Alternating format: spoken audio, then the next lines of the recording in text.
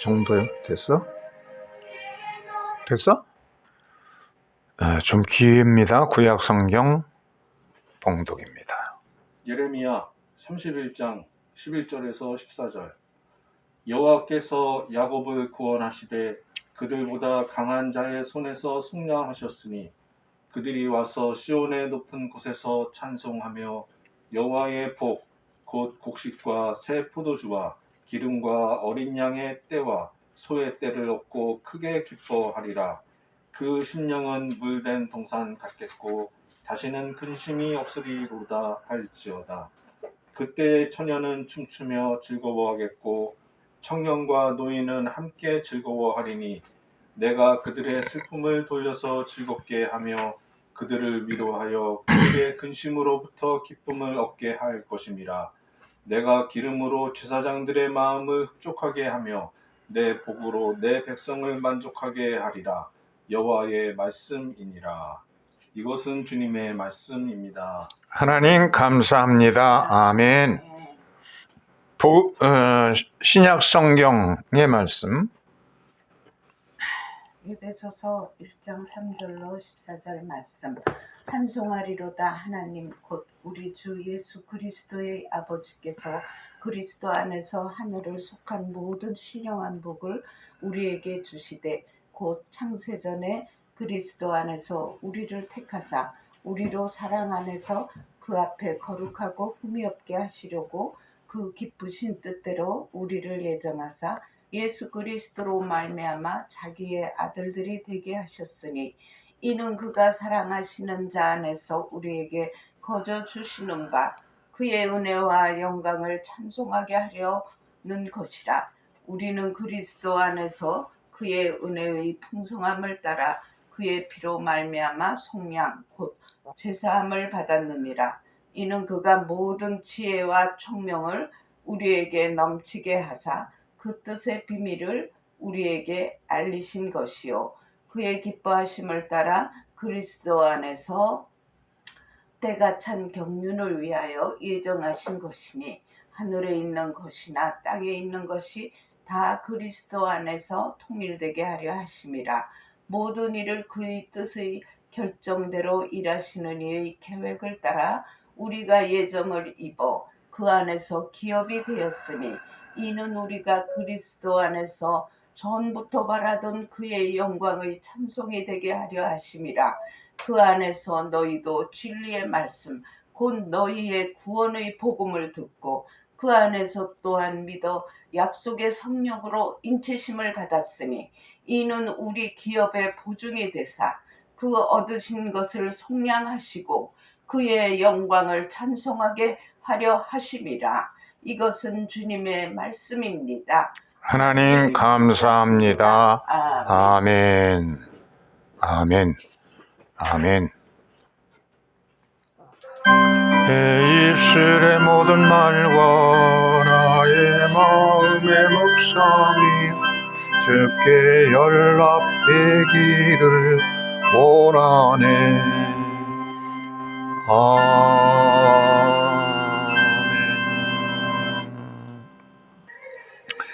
오늘은 에베소서 1장 3절로 14절의 말씀을 가지고서 삶을 축하하라 이런 제목으로 함께 은혜를 나누고자 합니다.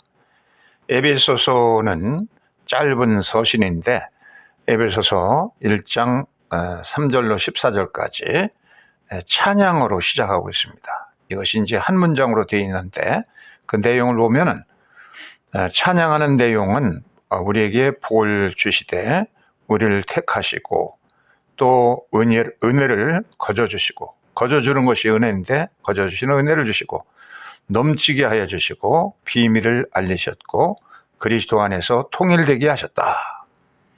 이와 같은 내용으로 찬양하고 있습니다. 이스라엘 백성들은 찬양을 많이 합니다. 광장과 거리, 호텔 로비 이런 데 보면 밴드를 불러놓고 늘 축제가 있고 그렇습니다. 오늘 이렇게 에베소를 시작하면서 찬양으로 축하면서를 시작하고 있는데 이제 금년도에 신년주일, 첫 주일을 맞이하고 또 성탄 후 두 번째 주일이 됩니다. 그래서 이와 같은 이제 주일을 보내면서 우리가 이제 찬양으로서 금년 한 해를 매일 살 수 있기를 바라면서 에베소서를 택하여서 그 서문 부분을 읽게 되었습니다. 오늘 긴 본문에 보면은 3절에 찬송하리로다 로서 이제 긴 한 덩어리의 문장이 시작됩니다. 이 찬송하리로다 하나님 말은 유대인들의 축복송, 베라카라고 하는 그런 축복송 형식으로 되어 있습니다. 히브리인들이 히브리어로다 보면은 매사에 축복을 하는데 이 축복송들이 기도서에 다 기록이 되어 있습니다.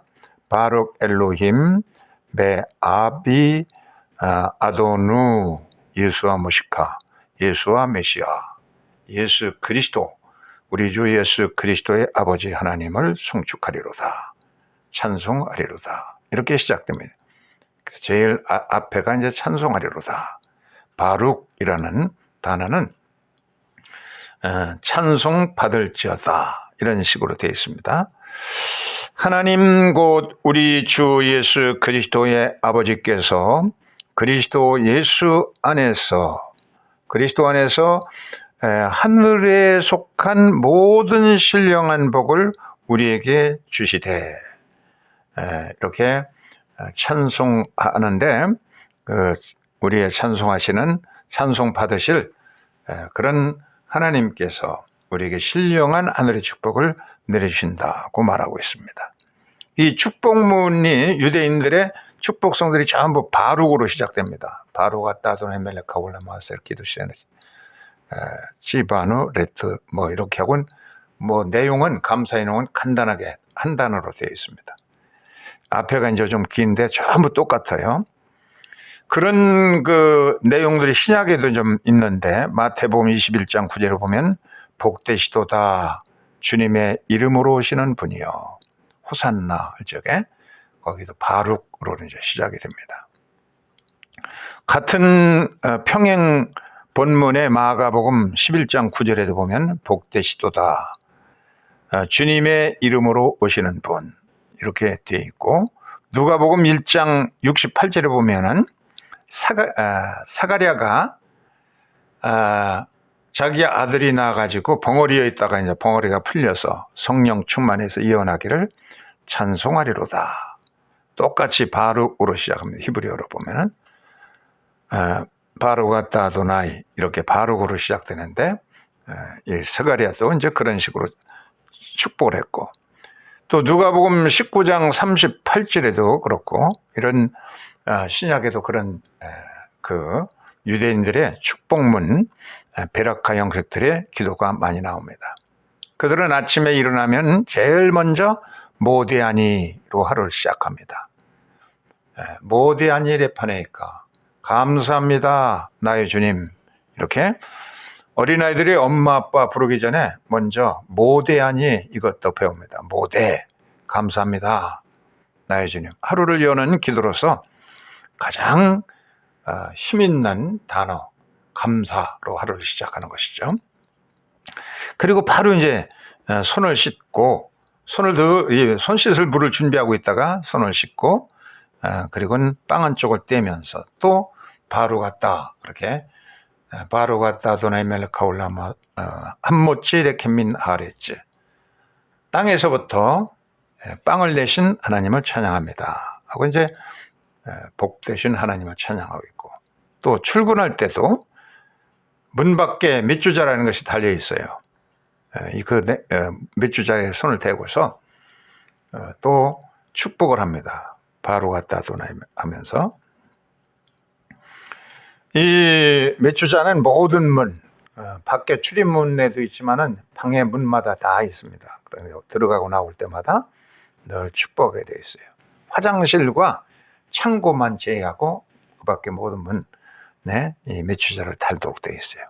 그 힘에 대해서는 로마 황제 하도리아누스가 유대인들의 경제력이 굉장한 걸 보면서 유대에 가서 배우라 했더니 이 온켈로스라는 조카가 아주 철두철미하게 이제 공부하다 보니까 아주 유대인이 되어버렸어요. 랍비가 되어버렸어요. 아주 유명한 온켈로스 창세기 탈구미 지금까지도 주옥같이 전해질 정도로 그렇게 훌륭한 랍비가 되었는데, 그래서 그놈을 체포하여 오도록 그렇게 군대마다 보내면은 10명의 군대, 100명의 군대 다 그냥 그의 제자가 되고 들어오질 않았습니다. 특공대를 보내도 이 특공대가 와서 잡아가려고 이제 하니까 이 나가면서 온켈로스가 메추자의 손을 대고서 감사기도립니다. 그게 뭡니까? 로마 황제는 누가 지키느냐? 군대가 지킵니다.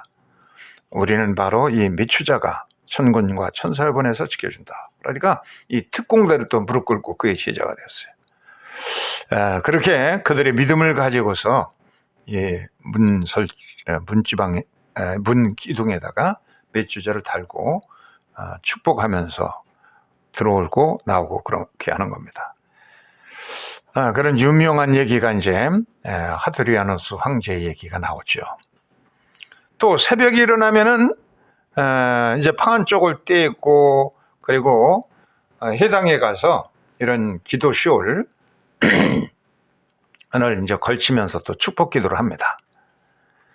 그렇게 하고 머리에 이제 뭐 다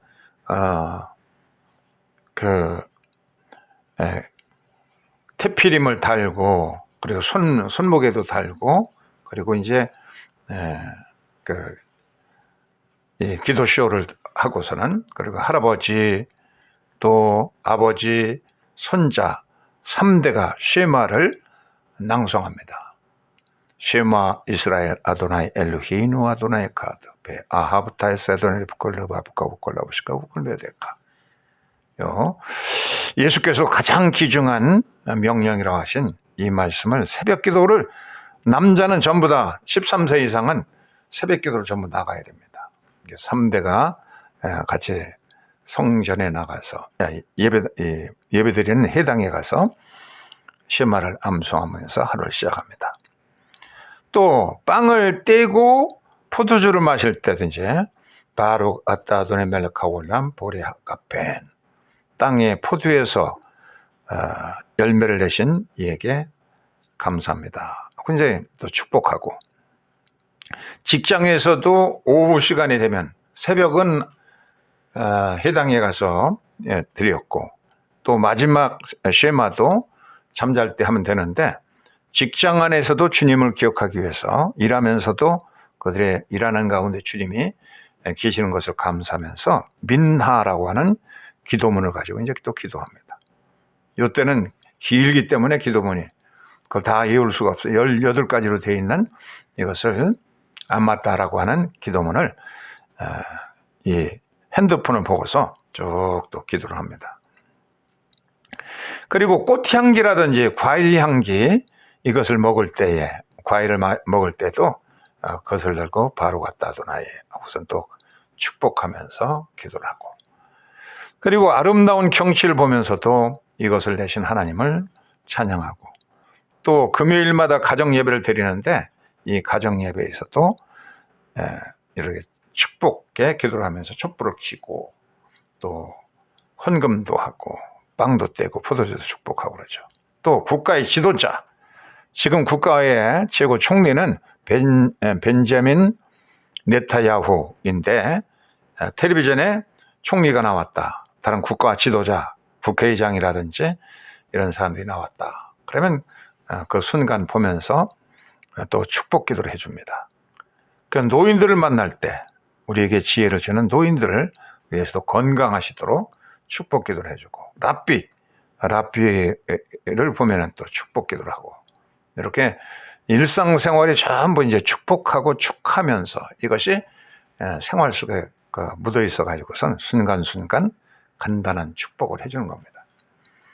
우리 일상에서도 이와 같이 금년 한 해가 하루하루 이렇게 나쁜 뉴스, 나쁜 말, 이런 악담들, 욕들 이런 것들 대신에 좀 건전하고 좋은 뉴스, 그리고 축하하는 그런 언어로서 이것이 일상화되었으면 좋겠다 하면서 에베소서의 사도 바울이 송축하리로다, 찬송하리로다. 이걸로 시작하는 것을 같이 생각해 봤습니다. 두 번째 오늘 말씀해 보면 비밀이라는 단어가 미스테리온이라는 단어가 나옵니다. 9절인데 9절 한번 읽어보겠어요. 그 뜻의 비밀을 우리에게 알리신 것이요 그의 심을 따라 그리스도 안에서 때가 찬 경륜을 위하여 예비하신 것이니 하늘에 있는 것들이나 땅에 있는 것이 다 안에서 통일되게 하려 하심이라. 예, 비밀. 두 번째는 하나님의 비밀들이 있죠. 히브리어로 보면은 하나님이 하시는 일들이 사타르, 감추어준 비밀이 비밀스러운 것이 있고, 또 그것이 이제 계시된 다 밝혀진 것이 있는데, 이 비밀, 창세로부터 감춰졌던 이 비밀이 뭐냐면 예수 그리스도인데, 메시아에 숨겨져 있던 이 메시아가 이제 나타났어요. 예수 그리스도 안에서 이제 때가 찬 경륜에 시간이 꽉 차면은 모든 것을 망가진 것 다 고치고 산산이 흩어졌던 것도 통일되게 하려 하신다고 말씀하고 있습니다. 우리가 통일을 간구하고 있는데 꿈에도 소원은 통일하고 노래하는데 70년이 지나가도 이루어지지 않은 것은 아직도 우리의 기도가 좀 모자라고 분열과 갈등이 우리에게 많이 있기 때문에 조금 더 우리가 성숙하기를 기다리면서 통일의 날짜가 더디어 오는 겁니다. 그래서 때가 꽉 차면 그리스도 안에서 모든 것이 치유되고 통일되게 된다고 이제 오늘 성경 말씀하고 있어요. 또 우리 크리스천들에게도 주님은 모든 것을 치유하고 통일시키기 위해서 오셨지만은 우리에게도 또 화목의 대사로서의 사명을 맡겨주셨다라고 고린도후서 1장 19절에 말했는데요. 한번 읽어보겠어요. 곧 하나님께서 그리스도 안에서 계시사 세상을 자기와 화목하게 하시며 그들의 죄를 그들에게 돌리지 아니하시고 화목케 하는 말씀을 우리에게 부탁하셨다. 예, 우리에게 화목의 말씀을 전하도록 하는 엠베서더로서 대사로서 우리를 세워주셨다라고 말하고 있습니다. 대사들이 한국을 대표하는 대사들이 전 세계에 흩어져 가지고 행동도 조심하고 말도 조심하고 왜냐하면 그들의 모든 것들이 한국을 대표하는 것이기 때문에 우리가 하나님 나라의 이 화목의 일꾼으로 이 세상에 보내셨기 때문에 분열 많고 상처 많은 갈등이 심한 세상에서 갈등을 조장하지 말고 이 불화를 조장하는 그런 불화 조장자가 되지 말고 평화를 만드는 사람들, 피스메이커가 되어서 이 갈등 많은 세상에 치유가 빨리 우리가 치유의 사명이 있을 때에 세상에 이 땅에 분열되는 한국이 통일되는 축복도 올 것이다 하는 확신을 우리가 갖게 됩니다. 세 번째 오늘 본문에 나온 걸 보면은 믿어라는 단어가 나옵니다. 믿는다, 피스티유라는 헬라어가 나오는데요. 13절에 나옵니다. 한번 읽어보겠어요. 13절 시작. 그 안에서 너희도 진리의 말씀 곧 너희의 구원의 복음을 듣고 그 안에서 또한 믿어 약속의 성령으로 인치심을 받았으니 이는 우리 기업의 보증의 대사 그 얻으신 것을 속량하시고 그의 영원한 찬송하게 하려 하심이라. 우리에게 이제 복음을 전했는데 그 복음을 듣고 믿어 성령의 인치심을 받고 또 성령의 보증을 받아가지고서 이래서 우리를 속량하시고 영광까지 이르도록 찬송하도록 하셨다고 말하고 있습니다. 사도 바울이 전한 복음 이것을 에베소 사람들이 들었습니다. 우상 숭배하는 이방인들이 듣고 그 복음에 너무 감동을 받아가지고 삶이 변화되어서 그동안에 쓸모없는 책들을 연구했던 모든 것을 갖다 쌓아놓고 두란노에 가보면은 에베소에 가면 두란노 소원이 있어요. 아마 거기에 있는 책들 뭐 하여튼 이런 것들 쌓아놓고 다 불질러버리고 뭐 이 우상들 다 꺼내놓고선 내팽개치고 일대 사회적인 개혁도 일어나게 되었습니다. 쓸모없는 것들을 다 불질러질 만큼 바울이 전하는 복음을 믿고 듣고 믿어서 그들의 삶에 역동적인 변화가 일으켜 사회적인 변화까지도 가져오게 됐어요. 우상의 도시가 거룩한 도시로 변모해 간 겁니다. 이런 역동적인 것이 믿음인데 우리는 그냥 단지 고개나 끄덕거리고 그리고 이 수동적으로 수긍하는 그런 복음의 영향을, 믿음의 영향을 굉장히 약화시켜 버렸습니다. 이렇게 사도 바울이 복음 전하는 것들이 그냥 이렇게 우상 숭배자들이 변화를 일으켜서 사이가 변화되는 역동적인 힘이 있는 것이 믿는 것인데, 우리는 단지 그렇구나 고개를 끄덕이는 그런 정도로 약화시켜가지고 생각으로만 우리가 믿고 신앙생활하는 것으로 만족하게 여기는 겁니다. 이 사람은 누구예요? 지미 카터, 미국의 대통령이었죠. 대통령은 4년밖에 못했어요. 그렇지만은 그런 이후로도 참 귀한 일을 많이 하고 그의 자선적인 책을 썼어요. Living Faith라는 책을 썼어요. Living Faith. 살아 움직이는 신앙이라는 뜻이죠. 산신앙, 생활신앙. 살아서 죽은 신앙이 아니라 산신앙.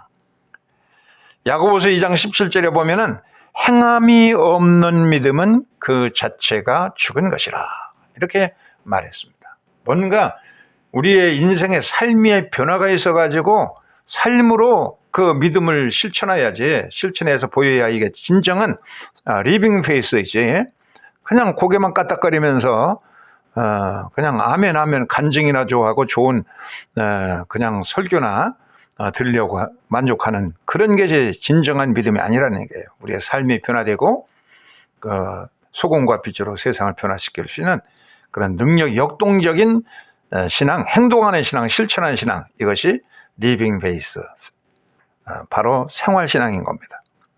그 예를 들어서 야고보가 말하는 야고보서 1장 19절에 보면 귀신들도 하나님이 한 분인 것을 믿고 떤다고 했어요.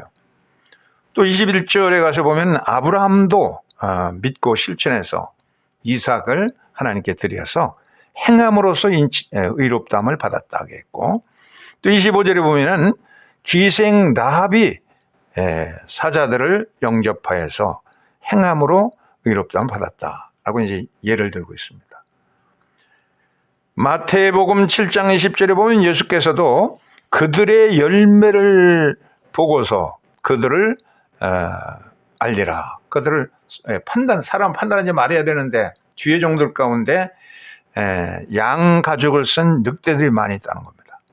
많은 사람들이 그 마지막 때에 와서 주여 주여 우리가 주의 이름으로 구원도 받고 주의 이름으로 능력도 행하고 주의 이름으로 이러저러한 선한 일도 많이 행하지 않았나이까, 병도 고치고 큰 능력 행하였다는데 주님은 이 불법을 행한 자들아 내대로 불러가라, 그렇게 다 쫓겨날 것이라는 겁니다. 그래서 행동이 있고 실천해서 그런 선한 열매가 맺혀져야 우리의 믿음이 진실한 믿음인 것을 알리라고 주님께서 말씀하신 것입니다. 마틴 소튼이라고 하는 유명한 영성학자가 있어요. 이 사람은 평생 기도에 대해서 연구한 분인데 미국에 계시는 성공의 신부입니다.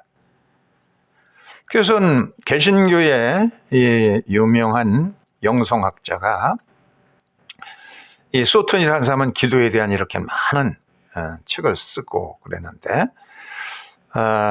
이분은 뭐라고 그러냐면은 기도는 우리의 모든 것을 몽땅 하나님께 집중시켜서 바치는 것이다 라고 하는 기도라는 책을 썼어요. 그래서 부제로다가 A New Encounter라는 그런 말을 썼습니다. 기도라는 것은 새로운 하나님을 만나는 길이다. 하나님을 만나고 또 십자가에서 보여주는 대로 이웃을 만나는 것, 이것이 진정한 기도다. 우리의 전체를 하나님께 집중시키는 것, 이것이 기도라고 얘기했습니다. 이 보이는 이 사람은요, 화면에 보이는 이 사람은 누구냐면은 유진 피터슨 목사인데, 이 양반은 성경을 아주 쉽게, 아주 누구든지 그냥 그 성경만 읽어도 주석을 읽지 않아도 될 만큼 쉽게 번역한 메시지라는 이런 성경을 번역해냈어요.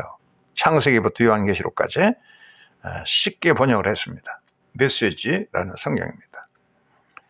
그러면서 기도의 대선배이고 영성 학자인 존 플래트라는 영성가를 만나서 물어봤습니다. 기도에 대해서 좀 가르쳐 주십시오. 그러니까 나는 기도 안 한 지가 벌써 40년이 넘는다고. 그런데 나에게 무슨 기도를 가르쳐 달라고 하느냐. 이 말씀 뭐냐면 이 사람은 무릎 꿇고 뭐 금식하고 그렇게 기도하는 것이 아니라 40년 동안 생활로서 삶으로서 기도했다는 얘기입니다.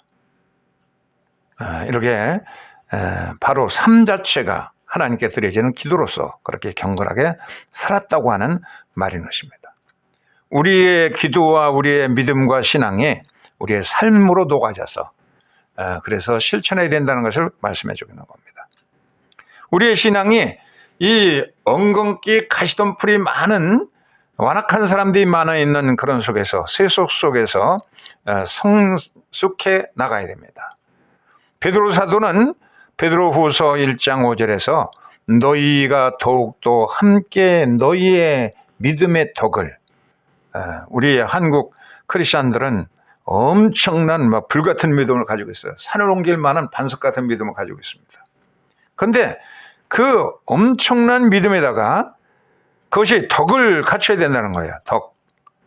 믿음만 가지고 있지 않고 불같은 믿음에다가 그것을 이 이방 세계에서 선을 행하고 사랑을 베풀고 인자함 어짐을 베풀고 그래서 덕을 갖추어져야 그래야 세상 사람들이 우리가 진정한 믿음을 가지고 있다는 알 수가 있다는 겁니다.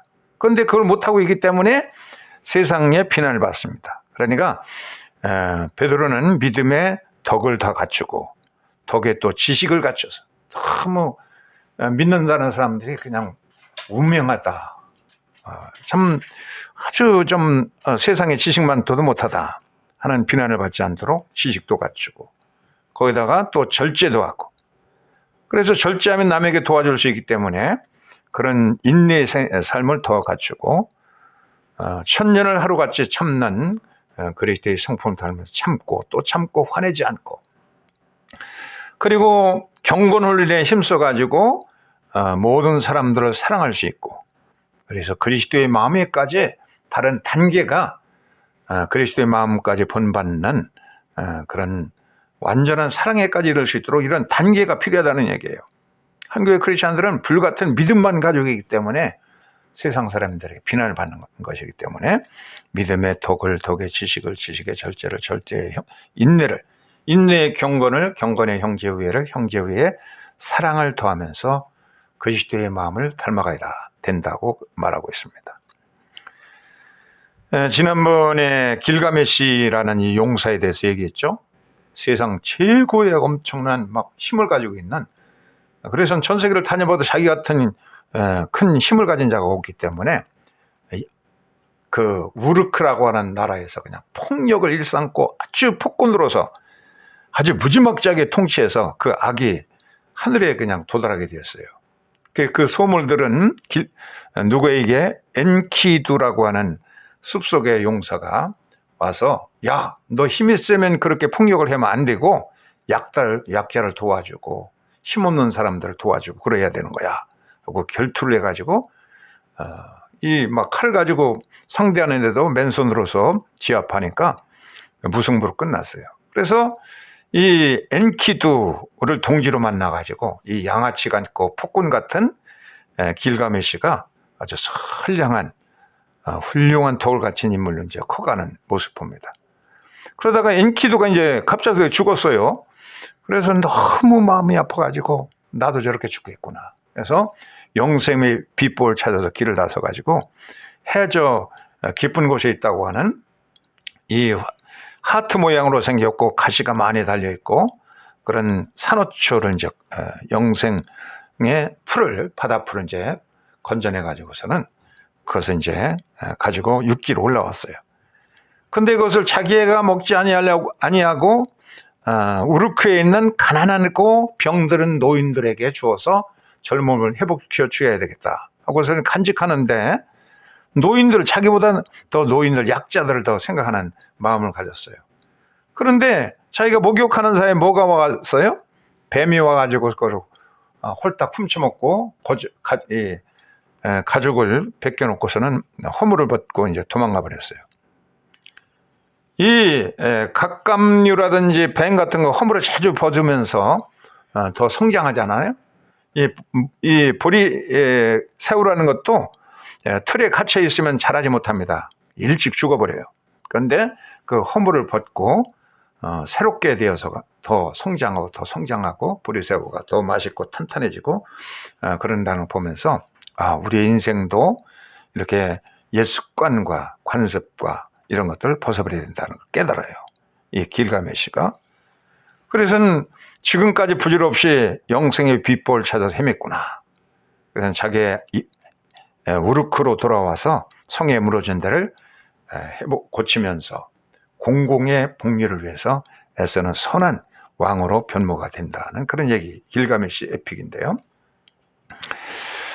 이와 같이 이 사람은 굉장히 성장합니다. 계속 남포가 폭군이었는데 엔키투를 만나가지고 선량하게 변모되어가지고 노인들을 자기보다 더 생각해서 그 목숨 걸고 건져온 그 영생의 식물을 주려고 고이 간직하다가 뱀에게 뺏겼는데 뱀에게서도 교훈을 받습니다. 뱀이 젊음을 얻고 허물을 벗는 모습 보면서 나도 계속 허물을 벗어야 되겠구나. 그래서 다시는 영생의 비법을 찾아서 헤매지 않고 무너진 성벽을 고치고 이렇게 공공의 복리를 위해서 애쓸 때마다 더 젊어진다는 사실을 깨우쳐 알게 되죠.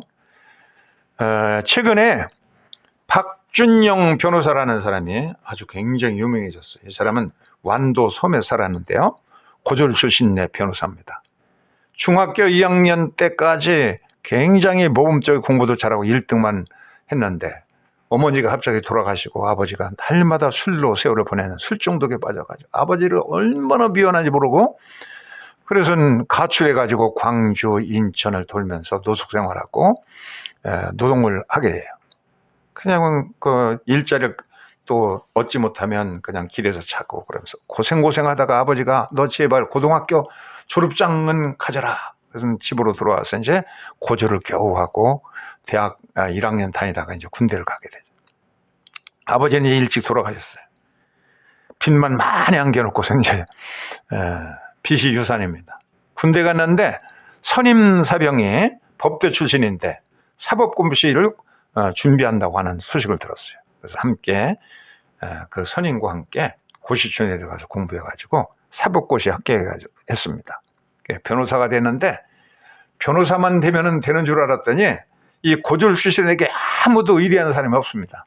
수임하는 사람이 없어가지고 결국은 그 빈 털털이다가 빚만 많이 졌는데 아무도 찾아오지 않으니까 이 변호사 개업회도 말이에요. 쫄딱 망했습니다. 그래서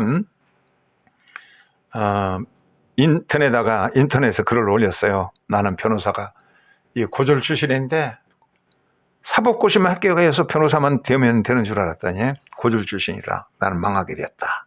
그 사연을 쭉 자기가 살아온 고생스러운 일들을 쭉 쓰니까 그 사방에서 그냥 격리하면서 후원금이 5억 원 넘게 들어왔어요. 빚을 전부 갚고 그리고 나머지를 가지고